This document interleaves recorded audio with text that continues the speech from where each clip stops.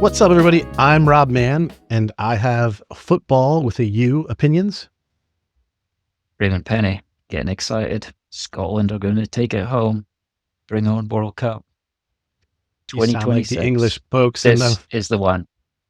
Oh, boy. All right. Raymond and I are both wearing our soccer kits. I'm wearing the alternative Miami one, which has the teal and the orange, which is super sweet. I don't know if you've ever seen this one, Raymond. Yeah, It is and an then there's the alternate pink one kit. as well. Yeah, there's a It's not the pink one. traditional black and pink one for Inter Miami, Yeah, which is the home of the GOAT Messi.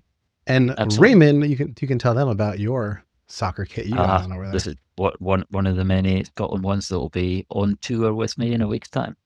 Yep. So Raymond's coming over to North America to visit some of the Scotland games. He'll actually be in South Florida with me. Scotland's playing who? Oh, I don't think we can record on the 23rd because I'm not entirely sure I'll be. Yeah, we'll be in the Brazil. To do that. Scotland, Brazil. I'm looking forward to that one. Yeah. I don't know if I'm looking forward to Colombia. I think it's Uruguay. I don't think I want to be working in the game where the Colombians are in house because they are a fun bunch. It's kind of a compliment. The Uruguayans usually bite people. Kind of a compliment, kind of not. Just to be completely transparent, I love Colombian people, but I don't want to be where they're celebrating football. Just FYI. And then the games open in Miami, so I think we're game 37 or match 37 is for some reason, and it's Uruguay versus Saudi Arabia is the first match at Miami. Okay.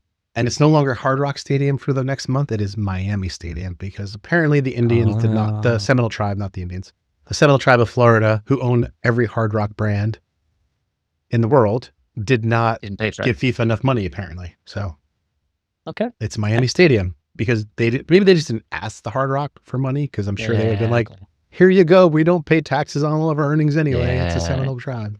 But if you guys don't know, we'll be in the Seattle Stadium. So yeah, that one's going to be Seattle Stadium, not Lumen Field like it normally is. Yeah, when everybody else plays there. So yeah. All right. Anyway, we're going to talk about our good friends over at Staffing Hub's State of Staffing Report 2026. This is what we're actually going to talk about instead of all this soccer nonsense that we just went through.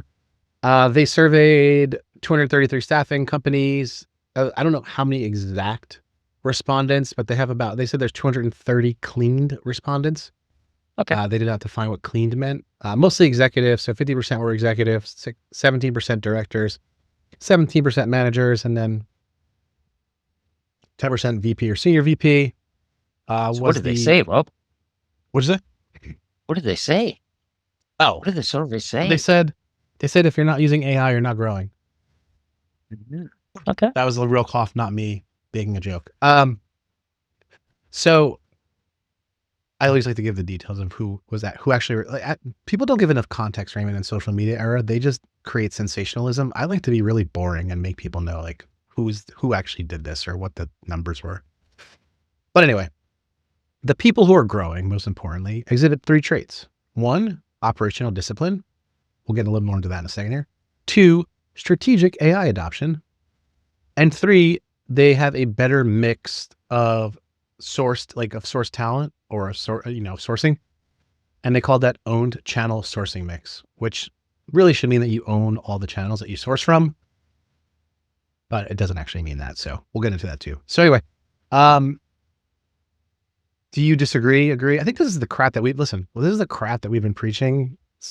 Operational discipline we've been preaching since I've known you or since I realized how bad people are using technology.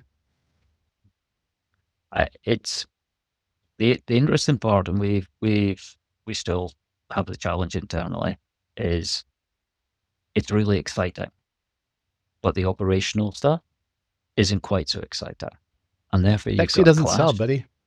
You've got a clash of exciting versus non-exciting, and that leads to, hey, look at this, it's amazing, but don't quite do it well enough to make it proceduralized. I think, and it's more and more, if you look at high performing people, they're really good at the basics and they do the basics, right? Like you don't need to practice 10,000 punches. You need one punch and do it 10,000 times, right? Thank you, Bruce Lee, for that wonderful bit of insight. And I think that really applies though. That analogy is like, do the blocking and tackling, my old VP of recruiting used to love saying blocking and tackling. And he came in when I was at Mint and did an incredible job of creating discipline and routine. And we were very disciplined, which was nice.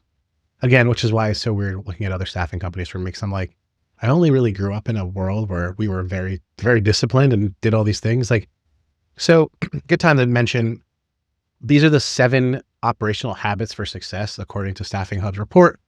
Weekly KPI review. So constantly paying attention to KPIs. Weekly pipeline meeting. Again, paying attention to pipeline. Weekly delivery meeting. Pay attention to sourcing, recruiting, putting people to work. A named scorecard owner, which they did not define, which you can kind of guess what it is. Documented SOPs. Who knew that would be so important? Structured intake of both candidates and jobs. And conversion step tracking. So that step of how a job how a client converts to getting jobs, how a candidate converts to getting said job is important. You should track those things.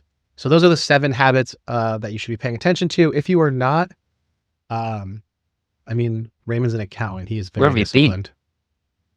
Like, where have you been if you're not? You can hire Raymond. Things? He'll make you be disciplined. Raymond, I have a consulting client.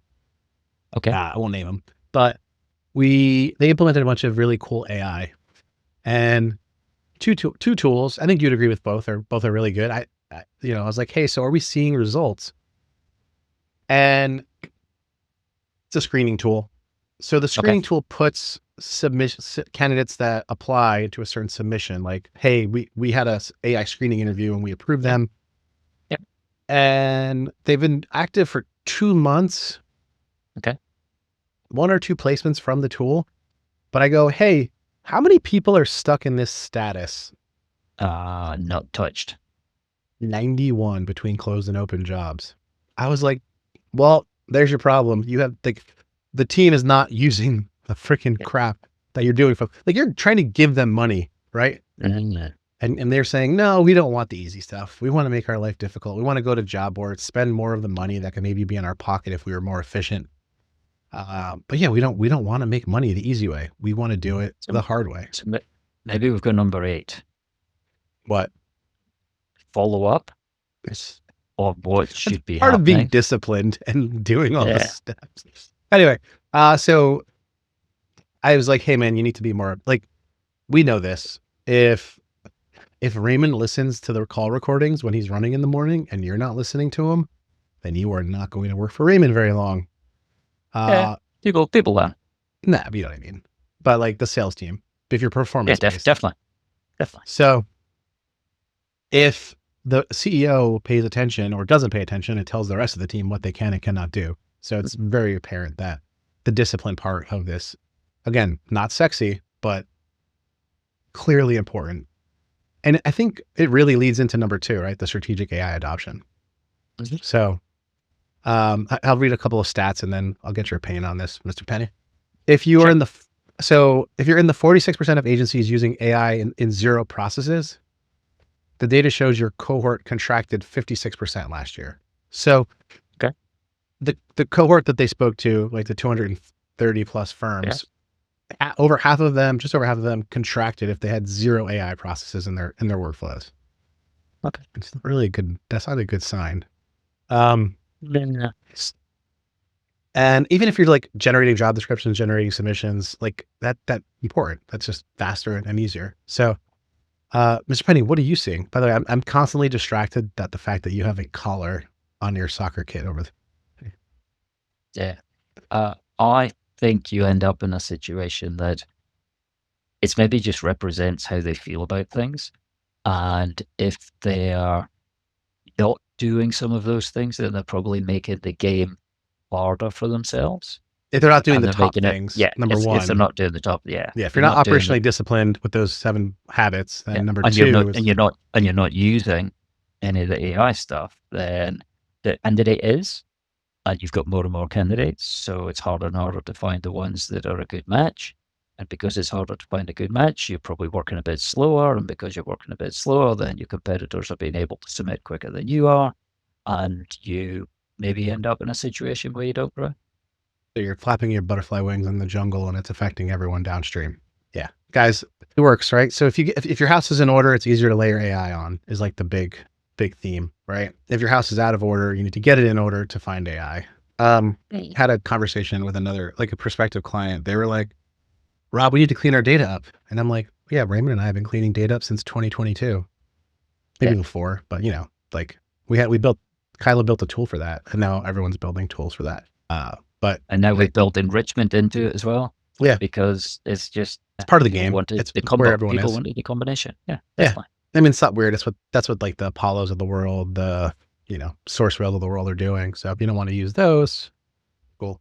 Yeah. But anyway, yeah. So I think one and two are definitely tied together, right? Yeah. And if you have your house in order, so number 3, owning your channels. So if your top 3 source channels include a job board, you're with 73% of the flat agencies and 62% of the okay. Wait, let's read that again. I'm gonna read this whole sentence. I'm less excited by this one. Yeah, this is interesting. If your top 3 sourcing channels, one of your top 3 sourcing channels includes a job board, so like let's say LinkedIn or Indeed, your firm is within the 73% of flat agencies, so 73% of the agencies that didn't grow according to the cohort, and 62% of the contracting ones, meaning you are on the losing side of growth if a job board is your number 1 channel, according to this report. Yeah. Or is one of your top 3 channels. Yeah. Only 44% of growth agencies have a job board in their top 3. Half of growth agencies run all owned top 3 channels. So referrals, direct sourcing, internal database, social, or website. So they don't have to go outside to get talent or job or even clients. Yeah. And I think if you're still going out to a job board and you're getting, I don't know, let's say you're advertising around Indeed, that you're probably spending your time going through the 500 responses you got. Yeah. Yeah, it's a mess. If you've done a direct approach, then maybe you've got a shorter list. If you've got people that you already know, or a referral directly, then the good old days, you've got less, but you know them better. You've got less work to do. Yeah. Probably allows you to do more and grow. I could probably spitball a list. Actually, and this is a shameless plug, if you follow the Rob Mann report, which is my newsletter, my first 2, and they're up on blog posts, so you don't even need to subscribe to go read them. You can just go to the Rob Mann report Beehive page, and you'll be able to find my first 2. Hey, stop using LinkedIn or job boards, and here's how you can better use your database and other tools you can use. So I already wrote about this, so I don't need to. I can write more, but like there's a couple of blogs about this out already. But what we could probably do is like a top 10 behavior list to get out of using job boards, because I think it comes down to discipline too. It's like a discipline thing. Like I feel like, and this is my anecdotal kind of like, when I talk to agencies that their recruiters just go to job boards, it's a lack of discipline that has led you to have to go to a job board for every job rec. Like it was never, so again, was trained very differently than most staffing people. I had tear sheets and saved lists in Bullhorn. Yeah. And so I ran into a board certified emergency medicine physician or a board certified internal medicine physician. You had a list? I had a tear sheet. And then like, obviously there's state licenses. So, for Florida, I staffed it nationally. So it wasn't just like, I wasn't really in Florida that often. People like to live in Florida, so they don't need locums physicians. Maybe they did before, they probably need more now, but anyway. But yeah, so like we would have like, board certified IM in Minnesota, because listen, the northern part of Minnesota is beautiful, but if you have to go in the winter, you're getting paid to go up there in the winter. Yeah. It's probably nice. It's probably a good hospital when people to work are out, sick, but it's cold as shit, right? And whatever. It's cold, and people don't want to be up there, and there's not a ton to do because it's a frozen tundra, right? There's a reason why they call themselves the Vikings for their American football team. So it's you always had to have that. And so our VP of recruiting would come around our desk. And when I was the manager of the team, I would be building lists with my new recruits. Yeah. My new recruiters. Helping them out. And just kind of teaching them that discipline. List. Yeah. Yeah. Either in a tear sheet or a saved list. Because one of the nice things too about locums companies, Raymond, is you actually had to submit. So if you wanted ownership of a candidate, you had to submit a note to an admin, and then the admin would go in and complete the record for you. Oh, wow. Okay. So Yep. it was a good discipline because like the candidate records were actually really strong, as opposed to just relying on a salesperson to do it. Yeah. That'd be a great Or an task for auto bars or something. Yeah. great task for AI. Great task, like the guys at Co-Recruit do that. The guys at Toro can do that. A bunch of like the call recording tools will pull out the data. Tenzo does it from their screening calls. So like the AI screening calls, probably the greatest source of not having to do admin work because you can just pull all the questions that you asked or the stuff from the resume out and dump it in the record for you. So if you don't have a screener, it's kind of hurting your discipline in a way. Or a note taker that identifies the conversation. Are you guys doing that yet with yours? Yeah. We'll Sorry, Kylo has a note taker too. No, that's okay. Yeah, don't worry. There's enough of them. You do a search, you find them. Note takers and screeners, They become a thing. Pick your favorite. And pick the one you can afford, or pick the one who you like working with. Yeah, whatever. So they're all like, but at a bare minimum, they should be removing admin work and creating better data quality and discipline into your ATS CRM. I agree. So anyway, I have a couple more takeaways for you, Mr. Pennie, and then, but those are like the what matters part of it. So I just wanted to highlight those. Everyone is still optimistic, even if they contracted or didn't grow, that they're going to grow this year. So cheers to that.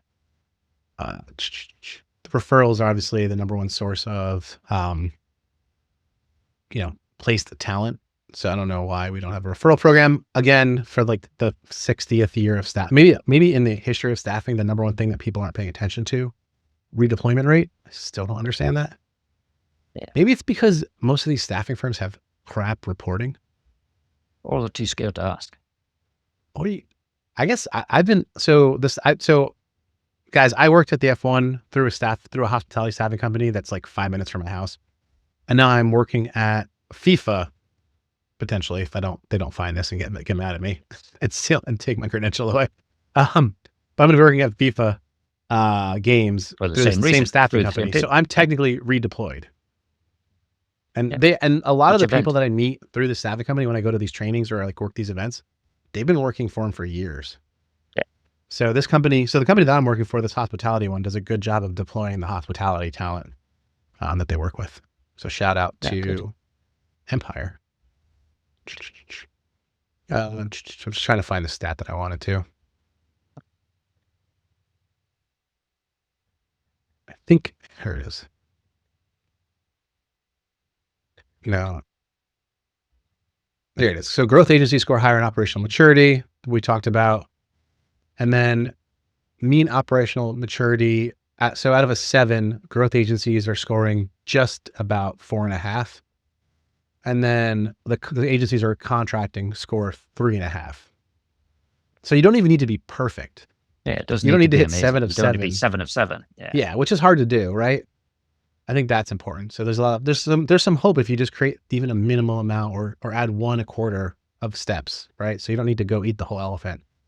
40% of agencies contracted, 29% were flat, and then 29% grew. And then among the agencies that contracted, 1 in 5 reported declines steeper than 30%. So, cheeks. That's a rough bite. Tricky. If you're in the wrong spot on the wrong day, with a customer that stops hiring, you can fall quick. And then the one thing, here it is. So most agencies aren't shifting tech spend much in 2026. So 1 in 4 agencies plan to push tech budget up. 69% are holding flat of the 230, and just 6% are pulling back. So you see a strong majority just thinking that they're... We see a cycle. We see a cycling of people who are trying to make their tech spend do more. And whether that's taking it from one provider and giving it to another, or whether it's weighting the providers a little bit more, or even being in a situation, can they combine them together with no extra cost? So all good things. Yeah. I think that makes sense. And there's a lot of overlap now. Just good discipline. Good discipline. There's overlap though in product more than I've ever seen. And I don't know, you've been around longer than I have. So do you think that's the case? I think that there are certain things that you are now expected to have, and that continues to grow. And if you're in a space and you're doing data, then hey, should be getting rid of duplicates. You should be doing enrichment. You should be doing some of the more difficult discipline stuff. And if you're in job posting or something, then you all of a sudden expect it to have search, because if you're a job board, then you have to have a better search. And if you're a better search, then it's not a big step to be able to go from doing search to doing that first screening call. I agree. Any other takeaways that you have, Raymond? Those are mine. I thought it was.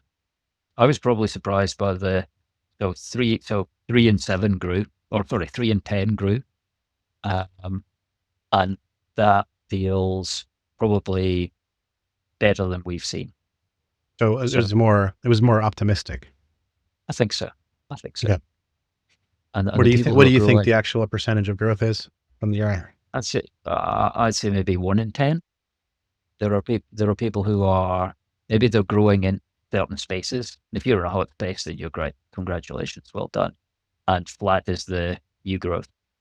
So if people have stayed flat, they've maybe rotated people from one team to another team, or they've been able to maybe flip from direct hire to contract, or etc. So lots of internal reshaping within organizations, but flat was good. Got it. All right, guys. Well, this will come out. We're a little late on the episode for the week. This is going to come out on Friday, June 5th. Normally we drop them on Tuesdays. Raymond and I are going to be traveling for the summer. School is also out. So my daughter is like, I'm going to drop this and I'm going to go pick her up because it's a half day of school. And then hopefully she'll take a nap. So I only have to entertain her for like 6 hours instead of 8, which. And we might do a special version if Scotland beat Brazil. You want to do it? We can do a live episode. What are we drinking if Scotland beats Brazil that day? Everything. I have a ton of single malt in the house, so some of it's directly from Scotland.